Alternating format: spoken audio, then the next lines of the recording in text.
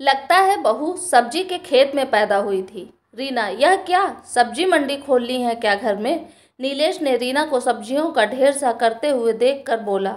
सब्जी मंडी जनाब, इसमें से आलू और प्याज को छोड़कर बाकी ये सिर्फ 2 दिन की सब्जियां हैं। क्या? नीलेश ने लगभग खींचते हुए बोला। जी हाँ, रीना ने अभी भी सुकून से जवाब दिया है। तभी सासू माँ के बड़बड़ाने की आवाज़ आई। अरे ऐसे ही तो उड़ा रही है मेरे बेटे की कमाई को। लगता है जैसे मायके से 2-4 बीघा खेत लिखा कर लाई है। सब्जी के खेत में ही पैदा हुई है महारानी जी, रीना ने सांस भरते हुए कहा। फिर स्टार्ट हो गया मम्मी का रेडियो, अब फुर्सत आधे घंटे के लिए। लेकिन रीना, क्या वाकई यह सिर्फ 2 दिन की सब्जी है? जी हाँ पतिदेव, और यकीन मानिए मुझे इसमें से मुश्किल से कोई एक सब्जी ही मिलेगी खाने को। मतलब सुनिए, यह करेले का जूस सुबह सुबह पापा के लिए, चुकंदर, टमाटर, पुदीना अलावा और अदरक का मिक्स जूस ननद रानी की ग्लोइंग स्किन के लिए, बैंगन और कद्दू आपके फेवरेट शिमला मिर्च, बीन्स, पत्ता गोभी, पोहा या चिल्ला में डालने के लिए, नाश्ते के लिए टमाटर, प्याज, मिर्च, धनिया सभी में पड़ता है लगभग। और दाल बिना पापा का पेट नहीं भरेगा।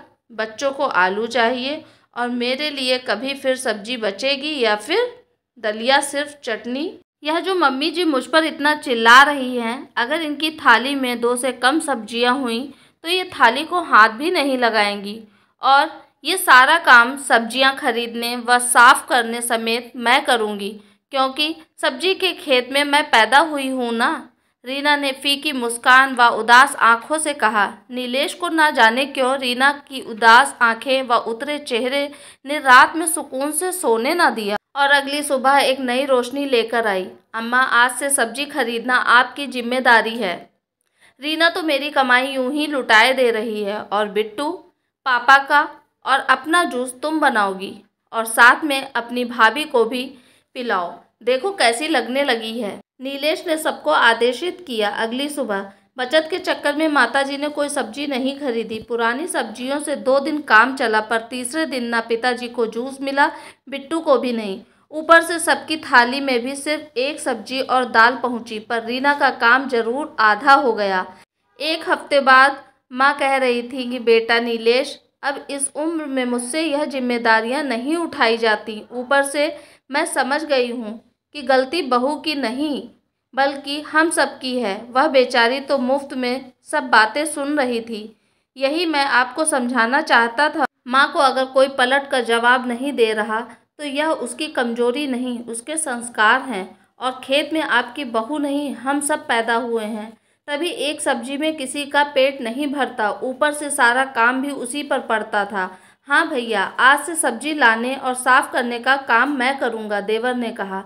जूस और नाश्ता मैं बनाऊंगी, ननद बोली। सब्जियां मैं काटूंगी, मम्मी जी ने कहा।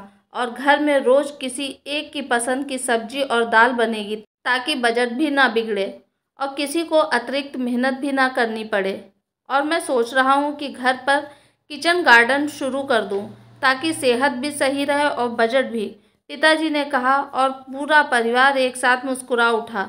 दोस्तों, अगर ऐसा होता है कि सबकी परवाह करने वाले को ताने व उलाहने सुनने पड़ते हैं, इसलिए अगर कोई आपकी परवाह करता है तो उसके शुक्रगुजार बनिए, उसकी कदर कीजिए। दोस्तों, कहानी कैसी लगी कमेंट के जरिए ज़रूर बताएं। चैनल पर नए हैं तो सब्सक्राइब ज़रूर करें। बहुत बहुत धन्यवाद आप सबको मेरा वीडियो सुनने और पढ़ने के लिए। फिर मिलती हूँ नए व्लॉग के साथ, तब तक के लिए नमस्कार।